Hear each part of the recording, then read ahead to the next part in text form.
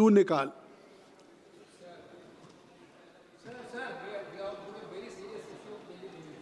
What is your issue? He has to intervene. Rahul Gandhi. Speaker, sir, thank you for letting me raise this issue of pollution in our major cities.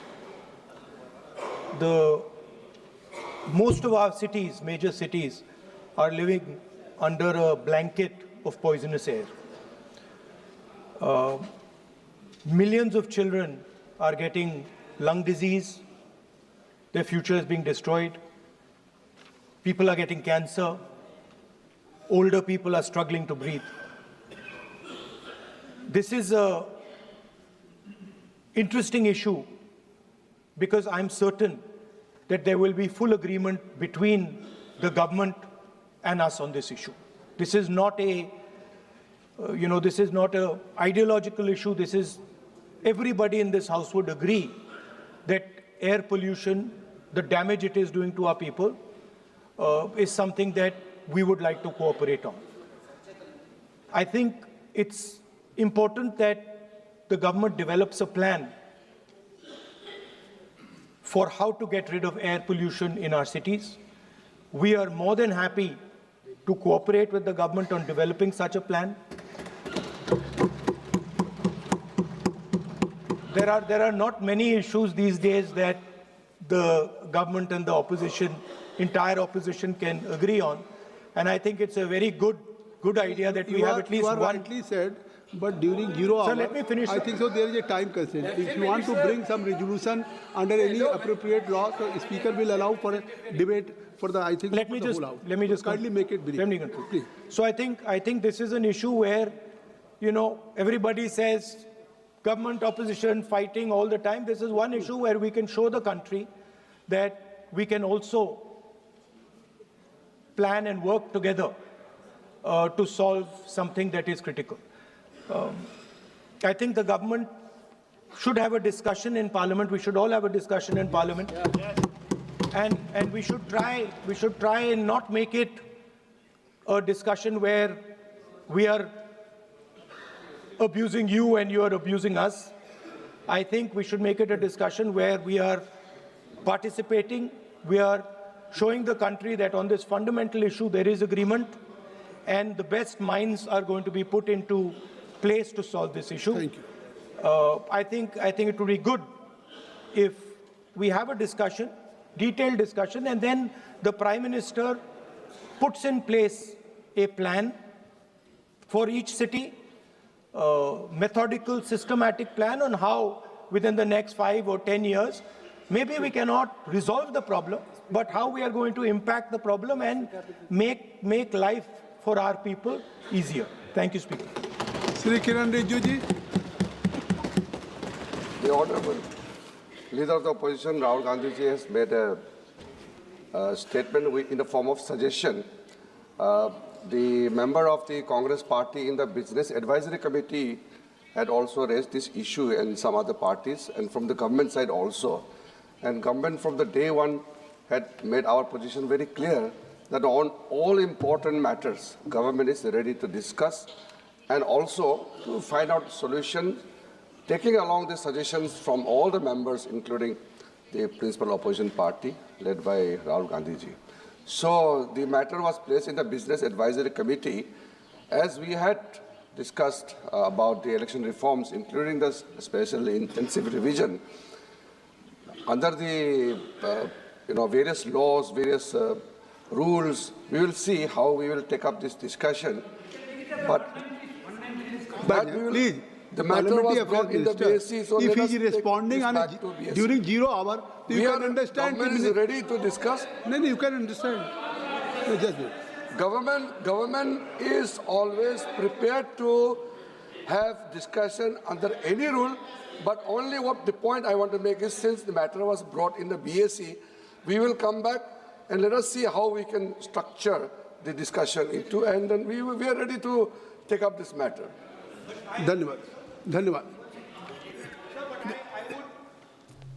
I think a good idea would be that we frame the discussion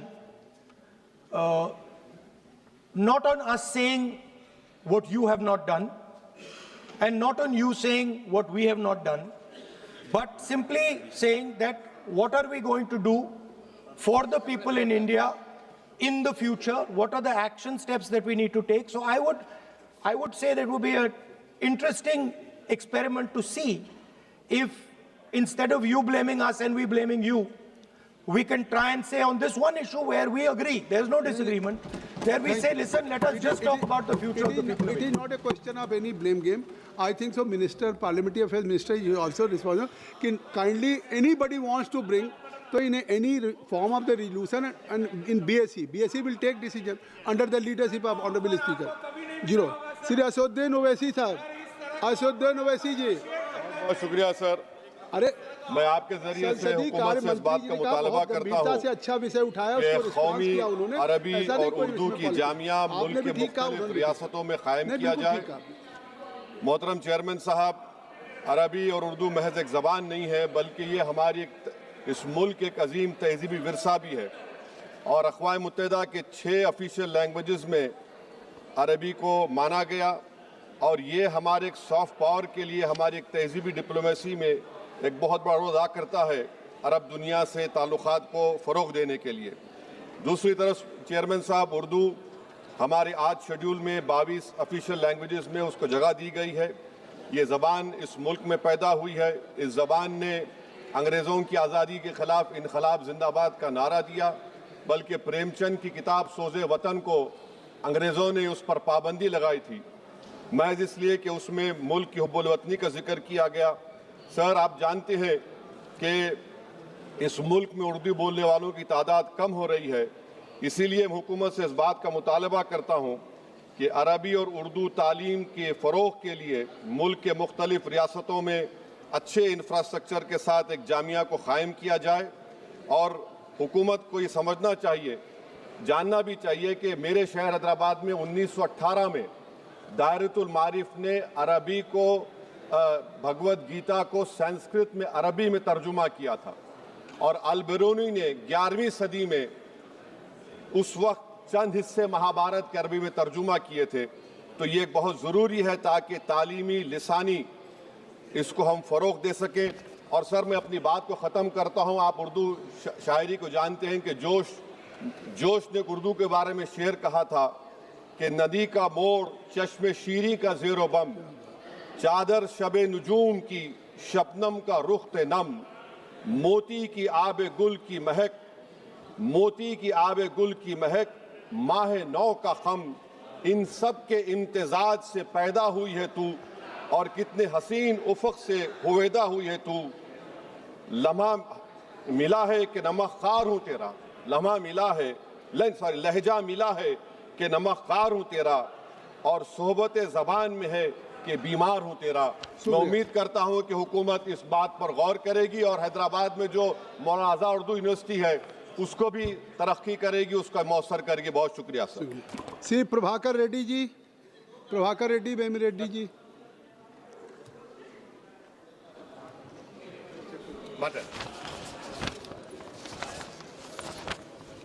Thank you, Honorable Speaker, sir,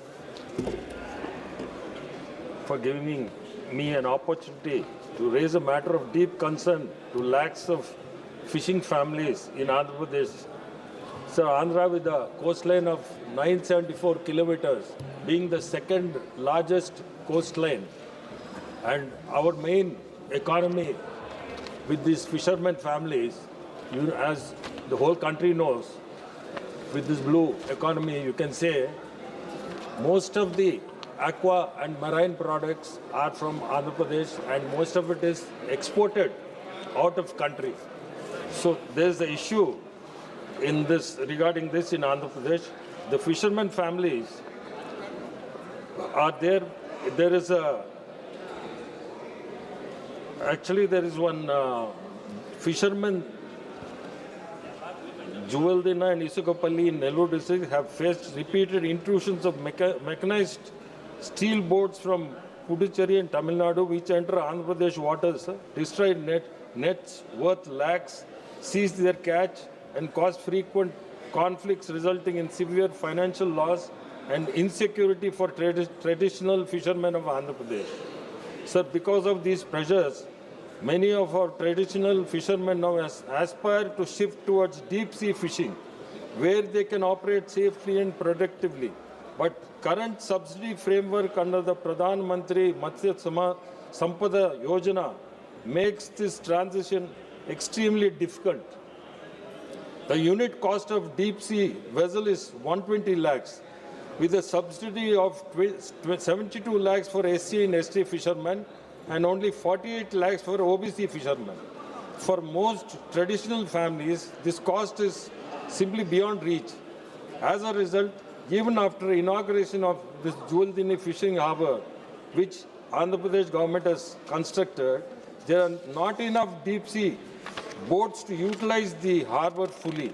Fishermen are instead seeking support for medium-sized boats costing 60 lakhs, which are easier to operate and maintain. Because of the financial impact of these vessels, they are not able to buy these boats, which Tamil Nadu and Puducherry people are affording, and it costs about 120 lakhs, which creates a lot of damage to our fishermen community. And another thing is, the Honorable put your Minister demands. for Fisheries, What is your demand? Sir, concluding, sir. the interstate coordination of mechanism, to establish a joint interstate coordination mechanism to continuously monitor boundary zones, prevent illegal entry of mechanized boats, and ensure real-time protection of traditional fishermen.